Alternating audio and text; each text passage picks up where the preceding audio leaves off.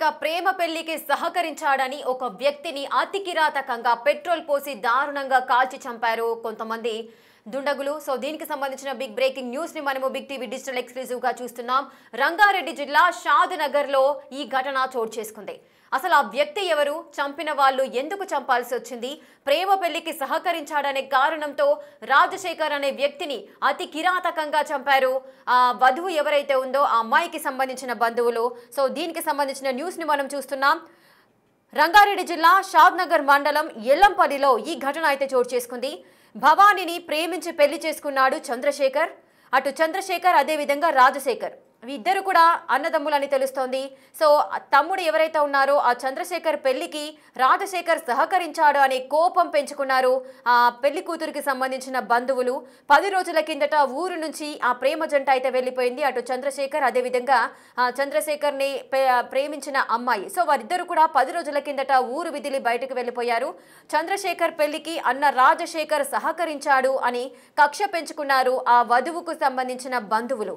4 రోజుల కిందట మాట్లాడుకుందామని చంద్రశేఖర్ని కాకుండా రాజశేఖర్ ఎవరైతే ఉన్నారో ఆ రాజశేఖర్ని గ్రామ శివారు ప్రాంతానికైతే తీసుకువెళ్లారు 4 వ్యక్తులు. అంటే వధువుకు సంబంధించిన బంధువులు ఉన్నారో ఆ బంధువులలో 4 వ్యక్తులు రాజశేఖర్ను గ్రామ శివారు ప్రాంతానికి తీసుకెళ్లారు. నీతో కాస్త మాట్లాడాలి, ఒకసారి బయటికి రా అంటూ కూడా ఏదైతే ప్రదేశం ఉందో అనివార్య ప్రదేశం దగ్గర ఎవరూ లేని చోటికి ఆ వ్యక్తిని తీసుకొని వెళ్ళడం జరిగింది. అక్కడే ఆ 4 వ్యక్తులు కూడా రాజశేఖర్ను తీవ్రంగా కొట్టి చంపారు. కార్లో డెడ్ బాడీని తీసుకెళ్లి పెట్రోల్ పోసి తగలబెట్టారు. షాద్ నగర్ పోలీసులకు రాజశేఖర్ ఫ్యామిలీ అయితే రాజశేఖర్ కనిపించట్లేదు అని ఫిర్యాదు చేశారు. సో ఈ నేపథ్యంలోనే పోలీసులు అయితే ఆ ఫిర్యాదును నమోదు చేసుకుని దర్యాప్తు అయితే చేస్తున్నారు. అటు యువతి తండ్రితో పాటు మరికొంతమందిపై కూడా పోలీసులు ఫైల్ చేసినట్టుగా కేసు అయితే ఫైల్ చేసినట్టుగా సమాచారం అందుతోంది. అసలు రాజశేఖర్ చేసిన తప్పేంటి, తన తమ్ముడు అదేవిధంగా తమ్ముడిని ప్రేమించిన అమ్మాయి ఎవరైతే ఉందో వారిద్దరు కూడా ఒకరిను అంటే ఒకరు ఇష్టపడ్డారు. సో ఈ కులాంతర వివాహమే అతని హత్యకు దారి తీసింది అని చెప్పుకోవచ్చు. కులాంతర వివాహము ఒక వ్యక్తి ప్రాణాన్ని తీసేసింది. రంగారెడ్డి జిల్లాలో ఈ విషాదం చోటు చేసుకుంది. కులాంతర వివాహానికి సహకరించాడు తన అన్న ఎవరైతే రాజశేఖర్ ఉన్నాడో ఆ రాజశేఖర్ వల్లనే తమ కూతురు అదేవిధంగా చంద్రశేఖర్ ఇరువురు కూడా ఊరు వదిలి పారిపోయారు. ఈయన వల్లనే అది జరిగింది అంటూ కూడా కక్ష పెంచుకున్నారు రాజశేఖర్ పైన. ఇక ఆ వధువు బంధువులు ఎవరైతే ఉన్నారో 4 వ్యక్తులు రాజశేఖర్ని ఊరి శివార్లలోకి తీసుకువెళ్లడము, నీతో మాట్లాడాలి బయటికి రా అంటూ కూడా అతన్ని గ్రామ శివారు ప్రాంతాలకు తీసుకువెళ్లి అతన్ని తీవ్రంగా కొట్టి చంపారు. ఎవరికి అనుమానం రాకుండా కారులో డెడ్ బాడీని తీసుకెళ్లి అక్కడ పెట్రోల్ పోసి తగలబెట్టిన పరిస్థితి నెలకొంది. సో ఈ విషయము రాజశేఖర్ కుటుంబీకులంతా కూడా రాజశేఖర్ కనిపించట్లేదు, అసలు ఏం జరిగింది అన్న కోణంలో పోలీసులకైతే ఫిర్యాదు చేశారు. ఆ విధంగా ఈ ఘటన అయితే వెలుగులోకి వచ్చినట్టుగా సమాచారం అయితే అందుతోంది. అసలు ఏం జరిగింది, ఈ హత్య ఎప్పుడు జరిగింది, మెయిన్ రీజన్స్ ఏంటి అంటే కేవలం కులాంతర వివాహానికి సహకరించాడు అనే కారణంతోనే రాజశేఖర్ను వధువు తరఫున బంధువులు ఎవరైతే ఉన్నారో వారు ఈ విధంగా కొట్టి చంపారా, ఇంకేదైనా కారణాలు ఉన్నాయా, ఎప్పుడు జరిగింది ఈ హత్య, దీనికి సంబంధించిన పూర్తి డీటెయిల్స్ మా ప్రతినిధి అందిస్తారు. ఎస్ దేవిక, అసలు ఏం జరిగింది, రాజశేఖర్ని హతమార్చడానికి గల కారణాలేంటి, మొత్తం 4 వ్యక్తులు రాజశేఖర్ను హత్య చేశారని చెబుతున్నారు. కులాంతర వివాహమే హత్యకు కారణంగా భావించవచ్చా?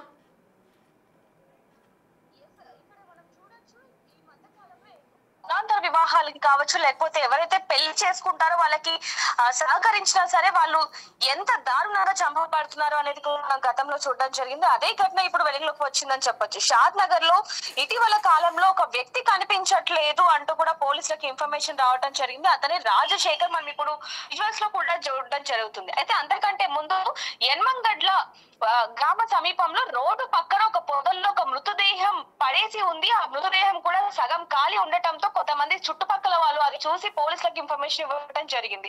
అక్కడి నుంచి కథ వెలుగులోకి వచ్చిందని చెప్పొచ్చు. ఇక్కడ నుంచి చూసుకుంటే గనక ఎవరైతే ఈ వ్యక్తి ఉన్నాడో అతను రాజశేఖర్ గా పోలీసులు గుర్తించడం జరిగింది. అతను కుటుంబం ఏంటి, ఎక్కడ అన్న కోణంలో పోలీసులు దర్యాప్తు చేపట్టినప్పుడు షాద్ నగర్ లో అయ్యప్ప కాలనీలో నివాసం ఉంటాడు. అతని తమ్ముడు చంద్రశేఖర్ ఆటో నడుపుతూ కూడా ఉపాధి జీవనం కొనసాగిస్తున్నాడు. చంద్రశేఖర్ అంటే రాజశేఖర్ తమ్ముడు చంద్రశేఖర్ ఒక యువతితో ప్రేమ కొన్నేళ్లుగా వ్యవహారం ఉన్న ఏదేమైనప్పటికీ కూడా ఈ నెల 8వ తేదీన చంద్రశేఖర్ తాను ప్రేమిస్తున్న అమ్మాయితో కలిసి ఇంట్లో నుంచి వెళ్లిపోయి వివాహం చేసుకున్నాడు.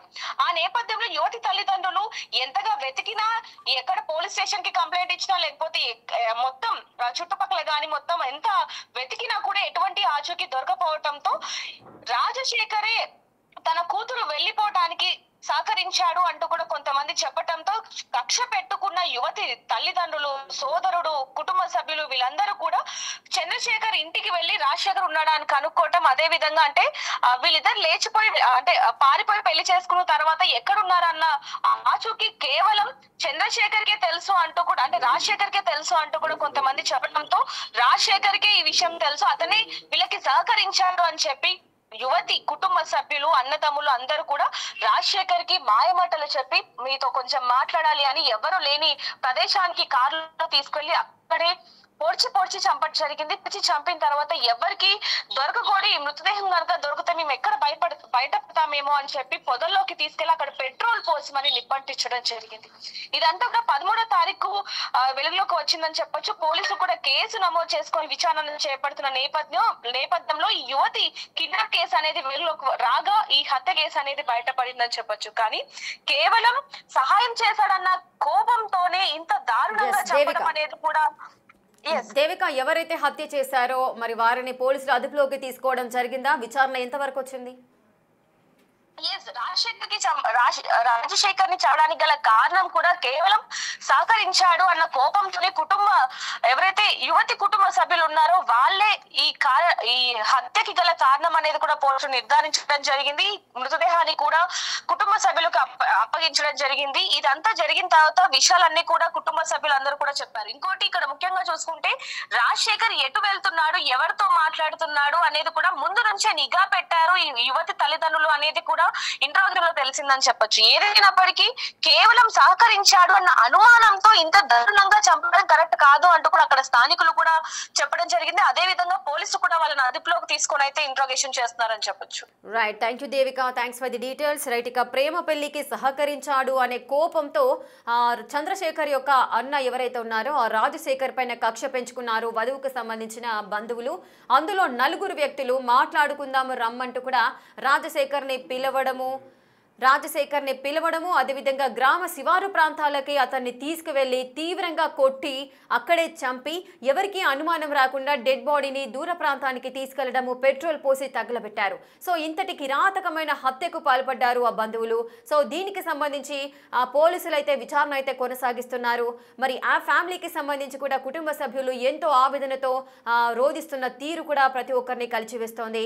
కేవలం కులాంతర వివాహానికి సహకరించాడు అనే కారణంతో ఒక వ్యక్తిని ఈ విధంగా చంపడం ఎంతవరకు న్యాయం అంటూ కూడా పలువురు విమర్శిస్తున్న తీరు కూడా మనం చూడొచ్చు. ఇక మీరు బిగ్ టీవీ స్క్రీన్ పైన చూడొచ్చు. చంద్రశేఖర్ అదేవిధంగా అతను ప్రేమించిన అమ్మాయి ఎవరైతే ఉన్నారో ఆ ఇద్దరు కూడా 10 రోజుల క్రితము ఊరు వదిలి పారిపోయారు. అదేవిధంగా పారిపోయిన తర్వాత వారు ప్రేమ పెళ్లి అయితే చేసుకున్నారు. దీనికి సహకరించాడు చంద్రశేఖర్ యొక్క అన్న రాజశేఖర్. ఆ రాజశేఖర్ ఈ విధంగా పెళ్లికి సహకరించాడు అనే కోపం పెంచుకున్నారు వధువుకు సంబంధించిన బంధువులు, తల్లిదండ్రులు. ఆ నేపథ్యంలోనే అప్పటి నుంచి అంటే 10 రోజుల నుంచి కూడా రాజశేఖర్ పైన ఒక కన్ను వేసి నిఘా పెట్టిన పరిస్థితులు నెలకొన్నాయి. అతను ఎక్కడికి వెళ్తున్నాడు, ఎవరితో మాట్లాడుతున్నాడు, ఎప్పుడు ఒంటరిగా దొరుకుతాడు, అసలు ఇతన్ని ఏ విధంగా మనం హత్య చేయాలి అనే పక్కా ప్లాన్తో వాళ్ళు సిద్ధమైనట్లుగా తెలుస్తోంది. ఆ నేపథ్యంలోనే 4 రోజుల కిందట మాట్లాడుకుందాం రా అంటూ కూడా గ్రామ శివారు ప్రాంతాలలోకి అతన్ని తీసుకువెళ్లడము, అక్కడికి అతన్ని పిలిపించడము, అక్కడే తీవ్రంగా అతన్ని కొట్టి హతమార్చడం జరిగింది. ఇక ఎవరికి అనుమానం రాకుండా అక్కడి నుంచి డెడ్ బాడీని తీసుకెళ్లి పెట్రోల్ పోసి తగలబెట్టారు. సో గుర్తు తెలియని మృతదేహం కింద మొదటగా పోలీసులు కేసు నమోదు చేశారు. అక్కడున్న గ్రామస్తులు ఆ మృతదేహాన్ని చూడటము, పోలీసులకు ఫిర్యాదు చేయడం జరిగింది. ఆ తర్వాత రాజశేఖర్ కుటుంబ సభ్యులు రాజశేఖర్ కనిపించట్లేదు అంటూ కూడా పోలీసులకు ఫిర్యాదు చేసిన నేపథ్యంలో ఈ 2 కేసులను కూడా టాలీ చేసి అసలు ఆ డెడ్ బాడీ ఎవరిది అన్న కోణంలో విచారించినప్పుడు రాజశేఖర్దే ఆ మృతదేహం అంటూ కూడా కన్ఫర్మ్ అయింది. చంపిన వాళ్ళు కూడా వధువుకు సంబంధించిన బంధువులే అంటూ కూడా క్లారిటీనిచ్చారు పోలీసులు. ఇప్పుడు విచారణ అయితే కొనసాగుతోంది. రాజశేఖర్ కుటుంబ సభ్యుల రోదన కూడా మిన్నంటుతుంది. అసలు వాళ్ళు ఏమన్నారు ఒకసారి చూద్దాం. మన కొడుకుని చంపేసిండ్రు. నా చిన్న కొడుకు వేరే ఇంటర్ కాస్ట్ అమ్మాయిని ప్రేమించిండని చెప్పి వాడిని పోయిన నెల 9వ తారీఖు నాడు ఇష్టం వచ్చినట్టు వెంబడించి వాని దోస్తులతోటి కాగల వెంకటేష్ ఆయన బామ్మర్దులు వాళ్ళు ఎవరెవరో కలిసి ఇష్టం వచ్చినట్టు కొట్టి కరిగట్లు వేసి కొట్టిండ్రు. ఇక ఆ రోజు ఏజ్ లేదని ఆయన పిల్లని దాపెట్టుకున్నాడు. ఏజ్ లేకుంటే లేకపోయాని మేము కాపాడుకొని మా పిల్లానికి మేము బుద్ధి చెప్పుకున్నాము, ఇంట్లోకి తెప్పించుకున్నాం సార్. ఇక తర్వాత ఏం చేసిండ్రు, మళ్ళీ ఆ పిల్ల ఊకే ఫోన్లు చేసి మళ్ళీ పిల్లగాడిని పిలిపించుకొని మళ్ళీ దెంకపోయినాక వాళ్ళు ఏడన్న మళ్ళా నిజామాబాద్ అక్కడ పోయి పోలీసులు పోయి రిపోర్ట్ చేసి వాళ్ళు పెళ్లి చేసిండ్రు పోలీసు వాళ్ళు. ఈడదేమో ఏజ్ లేదన్నారు, 16 ఏళ్ళు అన్నారు. ఆడనేమో సర్టిఫికేట్లు చూసి 19 ఏళ్ళు అని చెప్పి పెళ్లి చేసిండ్రు. ఈ షాద్నగర్ పోలీసు వాళ్ళు దాపెట్టుకొని ఇప్పుడు పిల్ల తండ్రి దగ్గరికి వెళ్ళి సపోర్ట్ చేస్తున్నారు వాళ్ళు. ఇప్పుడు ఆ రోజే ఏజ్ చూసి సర్టిఫికేట్ చూడకుండా గుడ్డోళ్ళా సార్ వీళ్ళు? పోలీసు వాళ్ళు అంతా గుడ్డోళ్ళా? వాళ్ళు గమనాథం పైసలు తీసుకొని కేసులు చేస్తే ఎట్లా చేయాలి? పైసలతోటి అయితే మరి మేము ఎట్లా బతకాలి బీదోళ్ళము? ఆయనతో పైసలు ఉన్నాయి, ఆయన దిక్కు తిప్పుకున్నాడు. మరి మా దిక్కు కావాలంటే మేము ఏం చేస్తాము? మా పిల్లలను కరియాట్లు వేసి కొట్టిండ్రు, ఎక్కడంటే అక్కడ కొట్టిండ్రు. వాళ్ళ పిల్లను నా పిల్లని అదే రోజు అడిగింటే అయిపోవు సార్, ఏజ్ ఉందా లేదా అని అడగకుండా అట్లా చేసి బాగా కొట్టిండ్రు. మళ్ళీ నెల అయినాక ఇక ఈ పిల్లగాడు అంతా ఫోన్ రికార్డ్ చేసిండు మా రాజశేఖర్. ఫోన్ ఎన్నిసార్లు చేసింది, ఆ పిల్ల ఎన్నిసార్లు చేసింది, వీడు ఎన్నిసార్లు చేసిండు అని అంతా పోలీసు వాళ్ళకు మౌనబాద్ పోలీసు వాళ్ళకు చెప్పిండు. చెప్పినాక నువ్వు హుషారున్నావు రా అని చెప్పి వాని మీద పగబట్టి ఆ రోజు నా జగదీష్ అనే నడిపి కొడుకును ఇంకో కొడుకు రాజశేఖర్ ఇద్దరిని దొరకపోయి రోజు నైట్ అంతా పోలీస్ స్టేషన్ నుంచి కొట్టిండ్రు. ఇక మౌందాబాద్ వాళ్ళు కొట్టిండ్రు, షాద్నగర్ వాళ్ళు కొట్టిండ్రు. మరి అసలు ఏమైంది సార్? ఆ పిల్ల ఇష్టం వచ్చింది, సరే మాకు అవసరం లేదని చెప్పి ఇద్దరం మాట్లాడుకొని నా పిల్ల దగ్గర రావద్దని నన్ను కొట్టనుండే, లేకుంటే నలుగురితో నా నోట్లు చూపియనుండే. అనవసరంగా నేను ఆయనకి ఇన్ఫర్మేషన్ ఇచ్చిన, శ్రీరాములని కానిస్టేబుల్ ఎస్ఐఓ ఆయనకి ఇచ్చిన, పిల్లకి ఇట్లా పోయేటట్టున్నదా, మీ పిల్లలు మీరు జాగ్రత్త పెట్టుకోండి అని చెప్పాక కూడా ఆయన లాపరవ చేసి మా మీద ఇట్లా చేస్తే, మమ్మల్ని చంపేస్తే మేము ఎవరు చెప్పుకున్నాను సార్? నా కొడుకును, అన్నం పెట్టే కొడుకును చంపేసిండ్రు. మరి నేను ఎవరికి ప్రభుత్వాలలో మా ఎస్సీలకు లేకుంటే మా కులాలకు ఇది కావద్దా సార్? మా కులాలు చాలా ఇది అయినాయి సార్. అన్నంత మాత్రం డబ్బు ఉంటే ఇంత అహంకారం ఎందుకు సార్ వాళ్ళకు? మేము ఎవరి దగ్గర వాళ్ళు కుల పిచ్చి ఎందుకు సార్ ఇంత? ఆ పిల్లకి చెప్పుకోండి, మా పిల్లగాడు అవసరం లేదు సార్ మాకు, మా పిల్లలు మా కులం పిల్లలు దొరుకుతారేమో. ఆ పిల్లగాడిని ఫోన్ చేయకుంటే పోకపోవు కదా. 9వ తారీఖు నాడే పంచాయతీ దిగుతుండే ఆయన. శ్రీకాంత్ ఎస్ఐ అంటే ఆయన అందరినీ ఉరుకురుకులాడి కొట్టిండు ఆయన. మరి ఆయనది ఏమిందో చూడండి. ఈ పోలీసు షాద్నగర్ ఉన్న వాళ్ళు మాత్రం మా 9వ తారీఖు నాడు మొత్తం ఆయనకు సపోర్ట్ చేసినందుకు ఇట్లా జరిగింది. దయచేసి చర్య తీసుకొని మా పిల్లగానికి ఎట్లా జరిగిందో అట్లా వానికి కూడా జరగదు సార్. వెంకటేష్ అనేటోడు వాడు మంత్రాలు చేసి ఇంతకుముందు కాంప్లైంట్ ఎస్సీ యాక్ట్ కింద బుక్ చేయమంటే బుక్ చేస్తలేరు. లెటర్ ఇచ్చిన, లెటర్ కూడా 13వ తారీఖు నాడు ఏఎస్పీకి ఇచ్చిన. ఇక ఎవరు కూడా పట్టించుకోకుండా దాన్ని డీలే చేస్తే ఇంత పని అయింది సార్. అదే రోజు పట్టించుకుంటే ఇంత కాకపోవుగా సార్. ఊర్లో కూడా 5-6 మందిని ఎత్తుకపోయినరు. వాళ్ళు మొగలు లేరు, పిల్లలు లేరు. వాళ్ళు 5-6 మంది లేరు ఊళ్ళో. ఎక్కడ మాయం చేస్తున్నారో అర్థమైతలేదు. మీరు వెరిఫై చేయండి, ఎవరెవరింటి కాడ ఎవరు లేరో ఎవరున్నారో మొత్తము వెతకండి. అటు ఇంకా ఎంతమందికి జరుగుతున్నదా? చిన్న ఊరే కానీ 5-6 మంది మిస్ అయ్యారు సార్. చాలా మిస్సింగ్లో ఉన్నారు. మరి ఎవడు చేస్తున్నాడు ఏందో, మీరు పెద్ద పెద్ద లెవెల్లో చేస్తారో ఏడ చేస్తారో మీ దయ సార్. మాకైతే న్యాయం చేయండి. నా కొడుకును, చేతికి వచ్చిన కొడుకును చంపిండ్రు సార్. చంపి కాల్చి. నా పేరు శివప్రసాద్, ఇల్లంపల్లి గ్రామం. ఇట్లా మా చిన్న తమ్ముడు చంద్రశేఖర్ అని చెప్పి పేరు. ఆయన ఇదే ఊరికి కావలి వెంకటేష్ అంటే ఆయన్ను బిడ్డను లవ్ చేసి అది చేసిండు. ఆయనకు సపోర్ట్ చేస్తుందని చెప్పి మా రాజశేఖర్ అంటే ఆయన ఇప్పుడు చనిపోయిన ఆయన సపోర్ట్ చేస్తుందని చెప్పి పోయిన నెల 9వ తారీఖు కేసు పెట్టేసి చేసే షాద్నగర్ పిఎస్లో.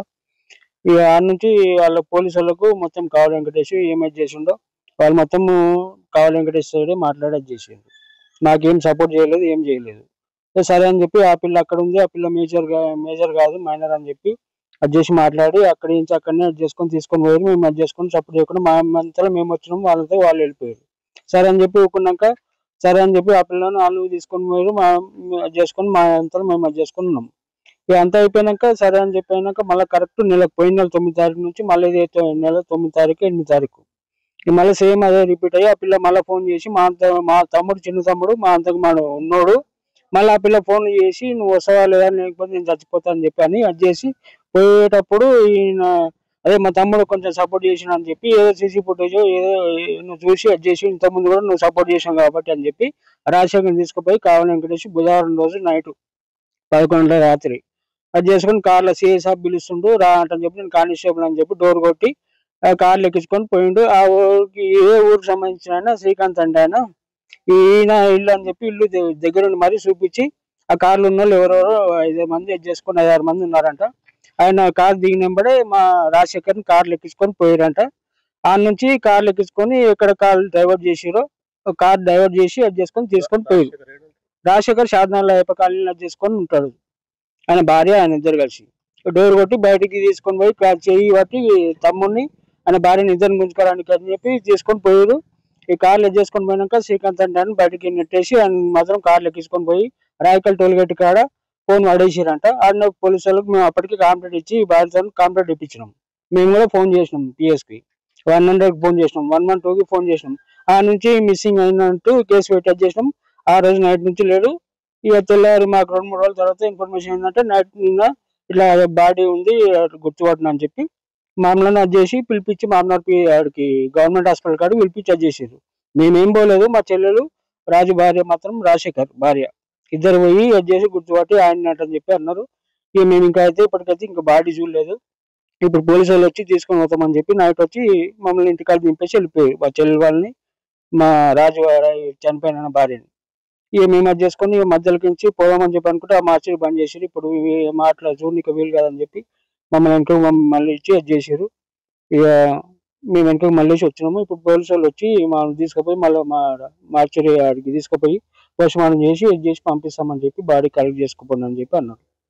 చంద్రశేఖర్ ఏం పని చేసేవాడు? చంద్రశేఖర్ ఆటో నడిపించేటోడు సార్. ఆయన చనిపోయినా రాజశేఖర్ మెడికల్ లో పనిచేస్తుంది తిరుమల ఏజెన్సీ షాద్నగర్ లో.